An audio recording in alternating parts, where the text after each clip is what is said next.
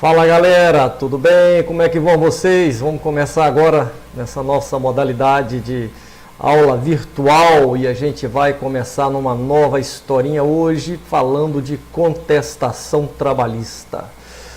Falamos sobre a inicial, vocês viram como é fazer uma inicial trabalhista e hoje a gente começa a estudar a contestação trabalhista, ok? Isso aqui é tranquilo, moleza, vocês vão ver que é fácil, só prestar atenção e todo mundo pega. Então vamos lá começar, preste atenção para a gente treinar bastante. Primeiro, antes da gente partir para a prática, só relembrando alguns pontos aqui, o que é uma contestação? É a resistência do reclamado ou réu ao pedido do reclamante. Ronaldo, mas nós sabemos que é isso. Preste atenção porque isso aqui vai ser o norte do nosso aprendizado. Resistir, contrariar, contestar, contrapor e qualquer verbo desse que você pretenda utilizar, ele é servível nesse caso. Mas o importante é que você entenda isso aqui direitinho. O que é resistir? E é isso que a gente vai trazer para vocês, tá? Essa contestação trabalhista, na prática, ela é feita, e olha que eu coloco aqui que ela deve ser entregue em audiência. Claro, hoje a gente tem que observar o chamado PJE, tá? Nós vamos falar nisso depois, não é o momento, agora não é o móvel da nossa argumentação, que hoje a gente vai aprender a fazer a contestação trabalhista. Mas depois a gente fala sobre isso com vocês. A contestação trabalhista tem previsão primeiro no artigo 847 da CLT, que fala o quê? Cabe defesa no prazo de 20 minutos e o reclamado deve fazê-la de forma verbal em audiência. Coisa que já não existe mais na prática, mas não quer dizer que não esteja prevista.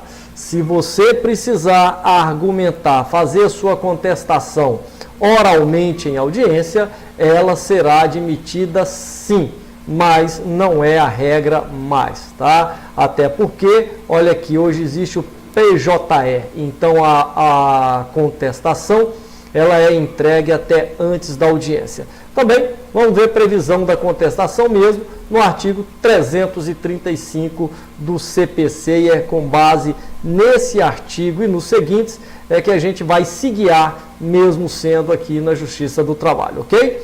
Então olha o que eu disse, ela pode ser oral, o artigo 847, e pode ser escrita, vai valer aqui a regra do artigo 335 do CPC. Muito bem. Eu só coloquei aqui para vocês, existem outras formas de defesa do réu, mas nós não vamos falar sobre isso agora. Por quê? São as contestações, contestação nós vamos falar dela, né? Claro. São as reconvenções e as exceções, tá? Principalmente na Justiça do Trabalho. Hoje a exceção de incompetência, ela é totalmente diferente do que era, então é uma forma de se defender, mas não é o nosso objeto também, que hoje é só contestação. Por isso, nós vamos limitar aqui a falar sobre a contestação. Vamos lá? Para começar, vamos entender que a contestação ela tem alguns princípios, ela segue algumas regras que você não pode desobservar sob pena de não fazer uma boa peça processual, tá? Primeiro, o princípio da concentração. O que quer dizer isso? Está aqui no artigo 336 do CPC, fácil. Incumbe ao réu alegar na contestação toda a matéria de defesa. Quando eu digo toda a matéria de defesa, é toda. Então é por isso que se fala da concentração. Você concentra aqui na contestação toda a matéria de defesa. Se você não fizer isso aqui, você estará precluso do seu direito de arguir aquela matéria. Então, ou seja, não se pode fazer contestação a conta-gotas. Toda a matéria tem que ser arguída aqui, ok?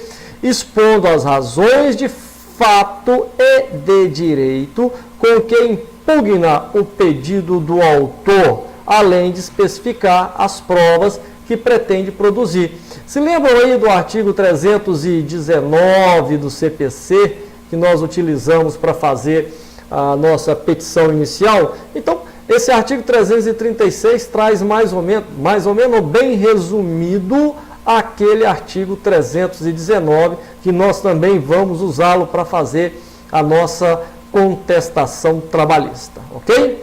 Muito bem. Eu digo aqui para vocês sobre toda a matéria de defesa, e lá atrás eu falei que tem outras espécies de defesa. Mas olha só, há exceções, claro. As matérias de ordem pública, ainda que não constem aqui na contestação, elas podem ser arguídas em qualquer tempo, claro. Por exemplo, um juízo incompetente, uma nulidade absoluta pode ser discutida aqui em qualquer tempo. Fatos supervenientes, olha, não tem como eu adivinhar o que vai acontecer. Eu falo daquilo que já aconteceu. Então, se o fato é superveniente àquele que eu já arguí anteriormente, de certo que eu posso estabelecê-lo em outra oportunidade que não na contestação. É igual a súmula 8 do TST, por exemplo, que fala que você pode juntar documentos novos no recurso ordinário, ou ainda documentos que sejam supervenientes à própria sentença recorrida, ok? A questão também da prescrição, pela regra do enunciado 153 do TST, a prescrição pode ser arguída perante as instâncias ordinárias. Quais são as instâncias ordinárias? Numa vara do trabalho ou num TRT. Então, até o momento que eu faço um recurso para o TRT, eu posso apresentar o meu pedido de prescrição, tá? É o que fala a súmula 153 aqui. Então, eu posso trabalhar essa prescrição até nesse momento. Então, mesmo que ultrapassado, eu posso. Só não posso fazer isso fora do recurso ordinário. Então, a prescrição eu posso arguí-la na contestação ou posso arguí-la também no recurso ordinário que eu tiver que fazer. Ok? Um outro princípio aqui é o da eventualidade. O que é isso? Você pode formular defesas sucessivas.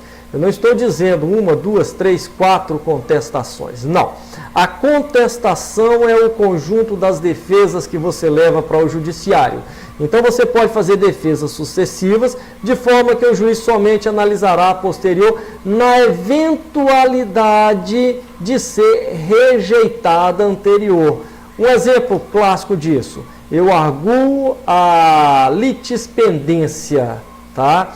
Então, se o juiz entender que tem a litispendência como eu arguí, ele vai encerrar aquele meu processo e manter o processo anterior. Aí, se ele não concordar com aquilo, ele passa para a minha próxima defesa. Então, a litispendência é uma forma de eu me defender também. Claro que eu vou arguí-la na própria contestação, no documento chamado contestação. Ok? Outro princípio é da especificidade ou contestação específica, tá?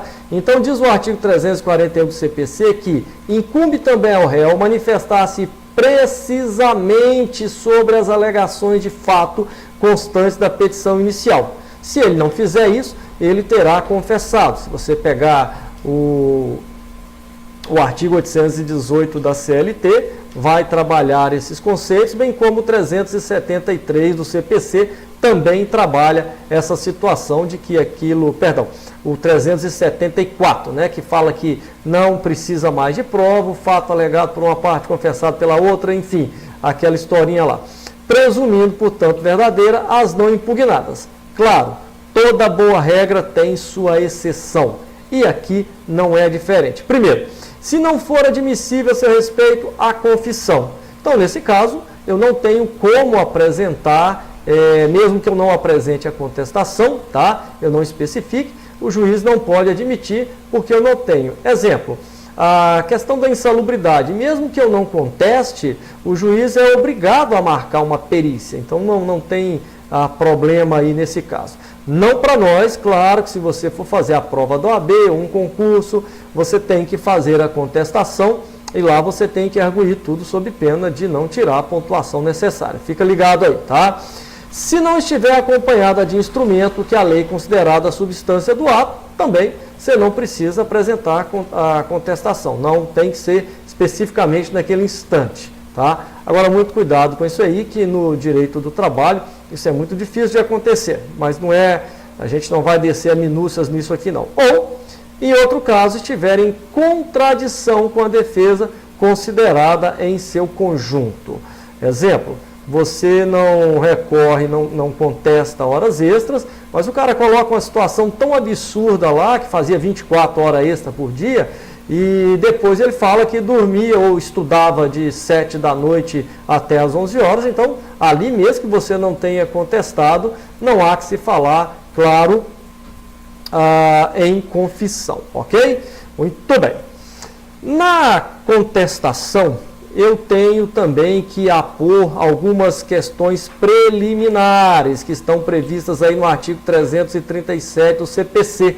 Que questões são essas? Porque incumbe ao réu, antes de discutir o mérito, alegar inexistência, nulidade, citação, incompetência relativa, absoluta, incorreção no valor da causa, inépcia da inicial, a perempção, a litispendência, a coisa julgada, a conexão, incapacidade da parte de defeito de representação ou falta de autorização, convenção de arbitragem, ausência de legitimidade ou de interesse processual, falta de caução, isso aqui não é muito utilizado na Justiça do Trabalho, mas está aqui, e a indevida concessão do benefício de gratuidade judiciária, também você não vai encontrar essa oportunidade aqui na Justiça do Trabalho, já que não há despacho saneador. Enfim, mesmo que não esteja, a gente tem que levar em consideração e ficar atento a essas oportunidades aqui de contestar o pedido do autor, tá?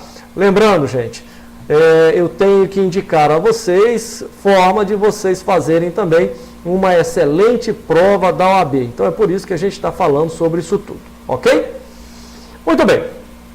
A ordem da apresentação das defesas, lembra que eu falei com vocês que existem várias defesas do reclamado na contestação? Desculpem, faltou um azinho aqui, a gente conserta, para ninguém falar que está errado, muito bem, ficou até bonito. Reclamado com cor de sangue, se é que me entendem, do reclamado na contestação. Então, como é que a gente faz uma peça processual contestação? Olha, primeiro, a gente apresenta as exceções, a de incompetência absoluta, a de suspeição ou de impedimento do juiz. Ronaldo, mas a incompetência aqui relativa? Competência relativa diz respeito a território. E a exceção de incompetência territorial, ela é uma defesa totalmente separada, preliminar, e só depois de ela ser decidida é que o juízo irá decidir o restante da coisa. Então não é nesse momento, tá? Depois eu apresento as preliminares, depois eu vou apresentar as prejudiciais de mérito, que é a decadência e a prescrição, né? Vocês já entenderam, já conhecem o que é uma prejudicial de mérito, uma prescrição, uma decadência. E por último eu vou apresentar o mérito. Então é nessa ordem aqui, ABCD, que eu faço a minha contestação. Sempre será esse roteiro aqui, tá? Muito bem. Como eu disse para vocês, nós vamos utilizar o artigo 319 do CPC também para fazer a contestação trabalhista, tá? Então fica ligado que eu vou trazer alguns conceitos aqui, algumas coisas para a gente analisar melhor a aplicação desse artigo 319 para a realização da nossa contestação, ok? Fica ligado, hein? Então é isso, o artigo 319, olha só que eu vou pedir para vocês lerem agora a petição, vejam que eu risquei aqui o inicial, a petição indicará, ok? Petição indicará, então nós vamos trabalhar com esse artigo 319 dessa forma e vamos fazer de acordo com o que é necessário para fazer a contestação. Então vai indicar o quê? O juízo aqui é dirigida, claro, toda petição é dirigida a um juízo que vai julgar aquela situação, então aqui não muda. 2, os nomes, pré-nomes, ou seja, esse caso aqui nós vamos colocar o que? A qualificação do empregador, vocês vão ver daqui a pouco, não precisa o do réu, não precisa do autor, né? Porque o do autor ele já foi qualificado lá na inicial. A do réu, claro, é dela que nós vamos fazer a sua qualificação, tá? O fato e os fundamentos jurídicos, eu cortei aqui do pedido, claro, porque aqui agora será da contestação. O pedido não vai ter especificações, ou pode ter caso vocês queiram. O pedido é o quê? Pedido de improcedência, que a gente vai ver lá, tá? Não tem valor da causa, claro, porque aqui é a contestação, já não é a inicial, mas temos que colocar as provas com que o autor, não, aqui no caso, né, com que o réu, porque nós estamos fazendo uma contestação, com que o réu pretende demonstrar a verdade dos fatos alegados, ok? Então essas regrinhas do artigo 319 também vão servir para a contestação. Vejamos como é que isso acontece. Muito bem, vamos começar a escrever. Olha que legal, eu vou escrever junto com vocês. Inciso 1º do artigo 319. Se lembra o que fala? Juízo ou tribunal a quem é dirigido. Então vamos lá. Ao juízo dá. Vejam que eu coloquei um número aqui, por quê? Nesse caso eu já sei qual é a vara do trabalho, porque eu estou contestando uma reclamatória trabalhista. Então, se eu estou contestando uma reclamatória trabalhista, lá já tem o número da vara do trabalho daquela cidade, né? A cidade aqui a gente sabe, vou só substituir por onde aquela ação tiver sido distribuída. Depois, no inciso 2, o que é que me fala? Para eu qualificar as partes. Então vamos escrever aí. Olha só, o reclamado inscrito no CNPJ ou CPF, conforme seja pessoa jurídica ou pessoa física, ao número, com sede na rua, número, bairro, cidade, CEP, por seu procurador, nome e qualificação, vem perante esse juízo. Aqui eu não ajuizo uma contestação, eu apresento uma contestação, tá?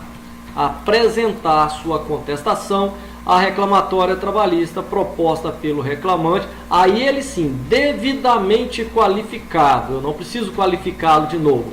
Vejam que o reclamado eu tenho que qualificá-lo, mas o reclamante não. Fazendo nos termos e fundamentos que seguem. Olha aqui, os fatos e fundamentos jurídicos, né? Então eu vou colocar aqui nesse momento. Então, inciso 1º, inciso 2 do artigo 319. E agora vem o melhorzinho deles, o inciso 3, que fala de quê? Dos fatos e fundamentos jurídicos do pedido. Então acompanhe comigo que eu vou escrevendo com vocês isso aqui para vocês entenderem como é que a gente coloca nesses fatos e fundamentos jurídicos do pedido. Que no nosso caso é fatos e fundamentos da nossa contestação. Claro, então vamos lá. Como é que eu vou colocar esse texto aqui? Olha só que eu estou colocando por tópicos também da incompetência absoluta. Se lembra daquela regrinha que nós colocamos lá atrás? Primeiro as exceções, tá? Depois as preliminares, depois as prejudiciais de mérito, e só então depois é que vem o mérito. Então aqui primeiro eu vou trabalhar a incompetência absoluta. Vamos escrever? Impende de primeiro arguir a incompetência absoluta dessa justiça especializada. Eu vou digitando aqui, vocês vão me acompanhando aí, tá? E dá para ler. Consoante o artigo 337 do CPC, estamos aí. Vez que o assunto trazido pelo autor foge às regras legais, consoante o artigo 114 da Constituição Federal, por não se tratar de controvérsia oriunda ou decorrente da relação de trabalho, por se tratar de... Aí aqui eu vou descrever o que é o mote, o que ele está cobrando, tá? Então eu falo que se você pegar o artigo 114, você vai ver qual é a competência da Justiça do Trabalho. E aí ele traz aqui um assunto diferente do que está previsto aqui. Portanto, incide a regra da incompetência absoluta, conforme o artigo 337.2 do CPC. Ok? Então, seria isso aí a escrita basilar. Continuando, a gente tem aqui da preliminar de inépcia da inicial. Então, eu tenho, depois das exceções, eu vou discutir o quê? as preliminares. Então eu coloquei aqui só uma preliminar para a gente entender como é que faz. Vamos discutir. A reclamada suscita a inépcia da petição inicial, forte no artigo 840, parágrafo 1º da CLT, combinado com 331 do novo CPC, quanto aos pedidos incertos na petição inicial, em especial no tocante à quantidade das supostas horas extras, posto que sequer fez a indicação dos dias de trabalho e de folga durante a semana. Tampouco não informou sequer o total de horas extras a que requer, impossibilitando a reclamada de exercer seu amplo direito de defesa. Então, se eu não posso fazer a defesa, eu vou arguir a inépcia dessa inicial. Tá? Aqui eu estabeleci por que deve ser a inépcia. Então, vamos lá. Insiste o reclamante em afirmar que não teve suas supostas horas extras retidas, bem como não recebia salário que respeitasse o piso da categoria, mas continua sem indicar. Então, mesmo que ele fala que as horas não foram pagas, ele continua pedindo, mas não indica. Primeiro, quais foram os dias de trabalho e folga durante a semana? Se lembrem que o pedido tem que ser certo e determinado, né? Então aqui, nesse caso, se ele não coloca isso aqui, ele não está indicando. Bem como em que período do tempo alegado recebia a suposta remuneração de R$900.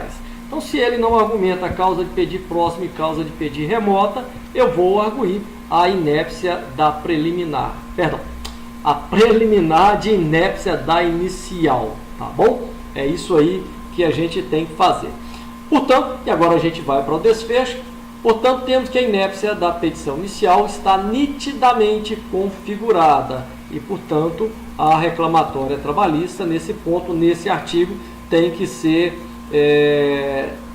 cessada, extinta, sem resolução de mérito. Tá? Agora a gente vai para as prejudiciais de mérito, aqui a questão da prescrição parcial. Lembram lá que o artigo 11 da CLT, mas o artigo 7º, inciso 29 da Constituição Federal, fala que o empregado tem 2 anos para cobrar os seus direitos a partir da dispensa dele, limitados aos últimos 5 anos. Então nós não vamos cobrar aqui a prescrição total, mas vamos cobrar a prescrição parcial. Tá? Então vamos lá, o reclamante alega em sua reclamação trabalhista que foi contratado em 2008 e dispensado em 2019, ano em que ajuizou a ação. 11 anos depois ele foi dispensado. Assim, vê-se ultrapassado o lapso temporal previsto nos incisos 29 do artigo 7º da Constituição Federal e o artigo 11 da CLT, que estabeleceram o mesmo prazo prescricional, qual seja, os últimos 5 anos de contrato contado do ajuizamento da ação. Ok? Igualmente, a súmula 308 do TST, do Egrégio Tribunal Superior do Trabalho, ao esclarecer que a prescrição da ação trabalhista concernente às pretensões imediatamente anteriores a 5 anos contados da data do ajuizamento da ação, portanto, não deixa dúvidas quanto à prescrição quinquenal imposta pela Constituição Federal. Então, nós arguímos a prescrição parcial, discutindo que ele ajuizou uma reclamatória cobrando 10 anos de 2008 aqui até 2019, perdão, já deu 11 anos aqui, e, portanto, ele só poderia cobrar os últimos 5 anos. Aqui agora eu vou colocar o desfecho, então, pelo exposto, requer a extinção do processo com resolução do mérito, atenção para isso, no período anterior ao ano de 2003, ou seja, esse aqui seria o ano de 2013, viu gente? 2013, não 2003, Os últimos 5 anos é que ele poderia cobrar, ok? Então eu arguo a prescrição parcial e discuto essa situação aqui. Muito bem, passado isso, a gente passa agora para o mérito, que é o inciso 4º, os fatos e fundamentos ainda, não estou no pedido, desculpem, do mérito. No mérito também eu trabalho por tópicos. Aqui o adicional de insalubridade, por exemplo.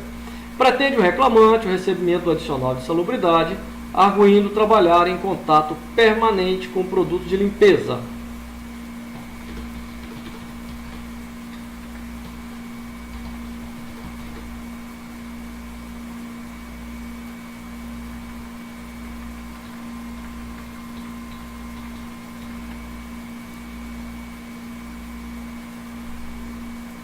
Então, olha só como eu contestei isso aqui.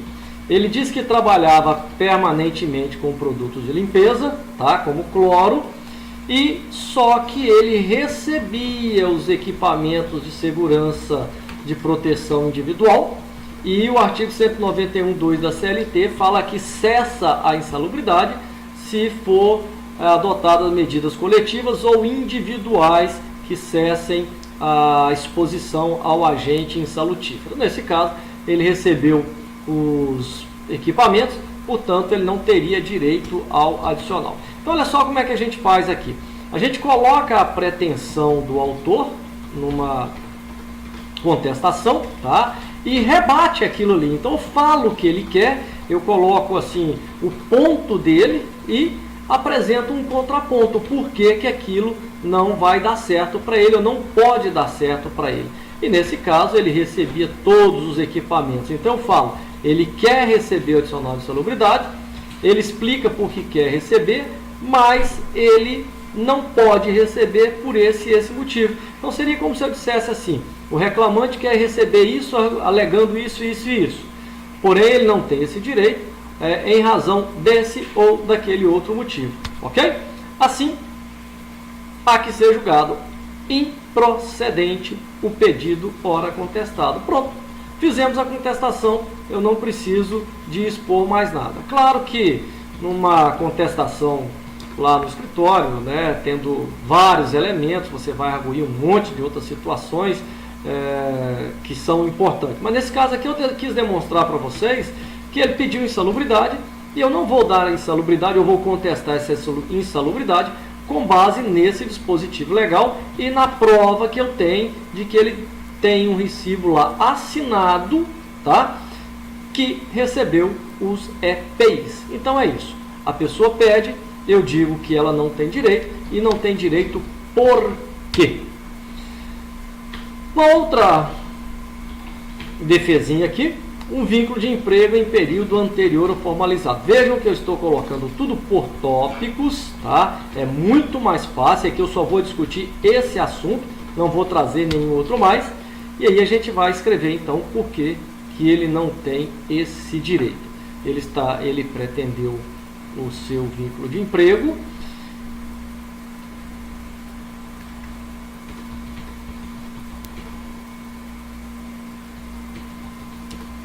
Muito bem, então olha só. Por que eu não precisei falar aqui? O reclamante alegou na sua inicial que iniciou a trabalhar no período tal, né? Porque aqui no tópico eu já coloco que eu estou defendendo um vínculo de emprego em período anterior ao formalizado. Então aqui já está o objeto do que eu vou discutir aqui no contexto da minha contestação, tá? Então eu falo que ele está querendo o vínculo aqui, mas ele não produziu prova. Então se ele reclama o vínculo empregatício, a prova é dele, está aqui no 818 e no 373 do CPC. Se ele não apresenta a prova, ele não tem esse direito, tá? Então aqui eu faço o desfecho de que não merece prosperar aquela pretensão de vínculo empregatício em período anterior ao demonstrado pela juntada da CTPS do autor. Ou seja, eu nego a existência do vínculo empregatício e nego a existência do próprio trabalho aqui, certo? Agora, o inciso, aqui também eu errei, desculpem, seria o inciso 4º, né? Porque nós vamos falar aqui agora da questão dos pedidos, então seria inciso 4º.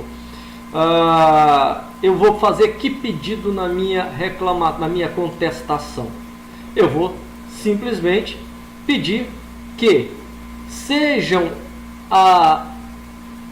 julgadas as outras defesas, no caso a exceção, a preliminar que porventura eu tenha arguído, e se ultrapassadas, lembram do princípio lá que nós estudamos lá atrás, tá?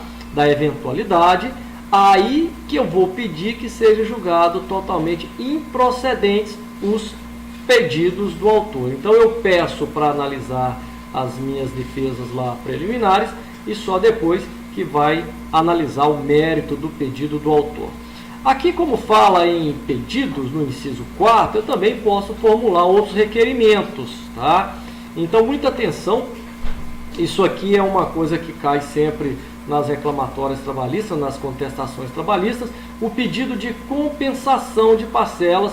Se você olhar lá o artigo 767 da CLT, vai falar que é aqui na contestação que eu tenho que fazer, que arguir essa compensação, eu tenho que requerer. Se eu não fizer aqui, não vou ter outra oportunidade de o fazer, tá? Depois também eu posso requerer aqui, nesse caso, lembra que nós estamos discutindo aqui o que? Dos pedidos. Então, do réu, os pedidos dele para improcedência e bem como o que? Os requerimentos que ele tenha que fazer imediato naquela situação, tá? Então eu requeiro a compensação das parcelas pagas sob a mesma rubrica. Leiam esse artigo 767, a gente discute depois para vocês entenderem melhor. E continuo fazendo os meus pedidos, né? Aqui agora também eu vou requerer o pagamento dos honorários advocatícios, o artigo 791 da CLT, 791A, ele já me estabelece a oportunidade de discutir aqui o direito aos pagamentos dos honorários aquilo que foi julgado improcedente em razão do autor, tá? Depois, o inciso 6º, agora sim, eu vou falar das provas. Tranquilo, protesto aprovado ou alegado por todos os meios de provas em direito permitidas. E no final, eu vou fazer a minha conclusão. Eu preciso escrever essa conclusão aqui? Não. Mas se você quiser colocar isso para você já ir fixando o que se fala na conclusão, seria interessante, tá? Então a conclusão é o que eu vou fazer. Espera deferimento, local, data e a assinatura do advogado, ok? Então isso aí é a contestação trabalhista. Vocês deem uma olhada, deem uma analisada. Qualquer dúvida me chamem e a gente vai discutir e podemos estabelecer um contato legal para a gente poder formalizar e fazer esse conhecimento bombar. Obrigado a vocês, um grande abraço, até a próxima!